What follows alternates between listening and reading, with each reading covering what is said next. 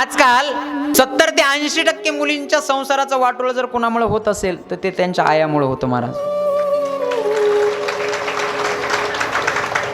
सांगू का? हे बघा, लग्न लागलं ना, लग्न लागल्याच्या नंतर मुलगी गेल्याच्या नंतर लग्नाच्या अगोदर तिच्यावर अधिकार कोणाचा होता? आपला होता, बरोबर आहे. लग्न झाल्याच्या नंतर आपण तिचं कन्यादान केलं, आपण ती दान केली कोणाला? तिच्या पतीला. मग तेव्हापासून आपला तिच्या शरीरावरचा अधिकार पूर्ण संपला. त्या शरीरावर आता अधिकार कोणाचा आहे? त्याचा आहे. मग त्याच्या स्वाधीन केल्याच्या नंतर तुम्हाला गरज काय दिवसातून 10-12 तिला फोन करायची?